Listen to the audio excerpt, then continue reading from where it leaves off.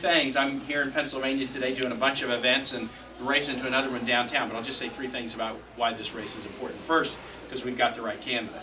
I love being with folks who I love the fact that you're running, Manan, and you got that big D after you, right? You got that big D after you. We're proud to have you as our candidate. Your story is a compelling one, and nobody has to worry about what this guy's motivations are. That's probably the biggest thing about politics. Well, what motivates you? Well, when you see somebody with the record that he has, armed services, and then serving as a physician, you know what his motivation are, which is to try to do good things for people. With others, you're never so clear. Is it the resume? Is it the launching pad to the next thing? Is it I want to be a congressman and I want to feel real good about myself? That could be other people's motivations, but Manan's is public service. Second reason that we need him and the race is important is the Democrats have been doing an awful lot of heavy lifting, folks. America put the Democrats in the White House and in majority positions in Congress and in the Senate for a couple of reasons, but the most important reason was we were in a lost decade, where at the end of the decade, America had fewer jobs than at the start, family income was lower than at the start, and the wealth and poor gaps were wider than at the start. So Americans turned to Democrats and said, we want you to run things and run things differently. And while we're not where we want to be yet, we have stopped combat operations in Iraq. We have reformed the healthcare system to protect people from insurance company abuses and protect people from costs skyrocketing through the roof. An economy that was shrinking on Inauguration Day is now growing again. 22 months of private sector job losses in a row have now been followed by 9 months of private sector job growth in a row. We've done a stimulus act that in Pennsylvania and elsewhere has really accelerated a new green energy economy.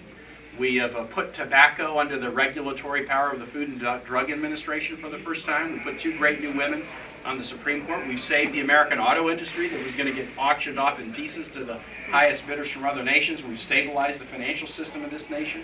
Women are entitled to equal pay for equal work for the first time in the history of the country. The Dems have been doing heavy lifting. And it's remarkable when you think about the President and Congress, what they've been doing when you consider that they've had to do all of it essentially by themselves. Even though the Republicans created the big canyon that we fell into, they've been unwilling to lift a finger to help us climb out of it. And so we've got to have Democrats in place who walk in, not to be rubber stamps of anything, but who walk in with a cooperative attitude of, we want to work together with the President to solve the nation's problems. Because I can tell you on the other side, they walk in regardless of what's proposed. Regardless, we're going to fight the President every step of the way. That's been their plan, and not just on policy either. Putting in bills to challenge his citizenship, challenging his religious faith. They're going to wage a war against this president and the success of Democrats in every way they can. We need a better partner in this district, and Manan will do that. So, good candidate. We got to support the things that the Democrats are doing and keep progress going, because we're not where we want to be yet. We are moving the right direction. We got to keep moving. The last reason that we got to win these races is this. The other guys have decided, I guess oftentimes people think you can buy an election. But what the other guys have decided this cycle, which is highly unusual, is they figured out a way to try to buy the election with secret money. And so what you see happening in this nation, I think this is going to be one of the biggest political stories since Watergate. I said that the other day, and some people questioned me about it, but Watergate was a break-in at first, but then the tentacles of it expanded.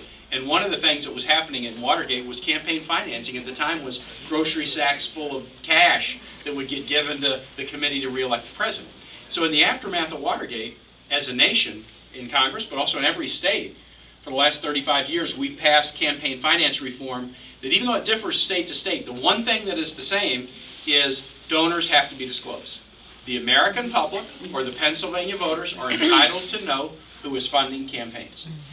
And that's been a 35-year trend toward openness and disclosure, which is helpful for journalists, helpful for average citizens to hold candidates accountable.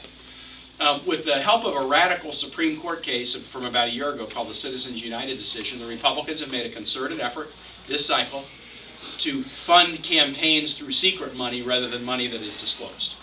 And so the spending from the secret groups that don't disclose is dwarfing the spending from the groups that do. And so all around the country, what we're seeing is the Democratic candidates are doing a good, solid job on fundraising. The DNC has outraised the RNC for the first time in years. But what's happening, and the Democrats disclose everything, but the other side is basically setting up shadowy organizations, putting money in from who knows where, and we think we have got solid evidence that some of the money is coming from foreign entities and governments that want to, for example, promote outsourcing. And they're putting money into these campaigns, and they're not disclosing who their donors are, and they're not disclosing who the donors are for a reason. They're embarrassed, and they know that Americans would be shocked if they knew who were funding these campaigns. That's legal, isn't it? It is legal, just like the cash in the grocery bag was legal pre-Watergate. Right.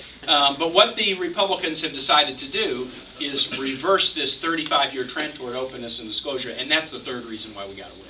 We got to win to show that people matter more than corporations that can write undisclosed secret checks of massive magnitude.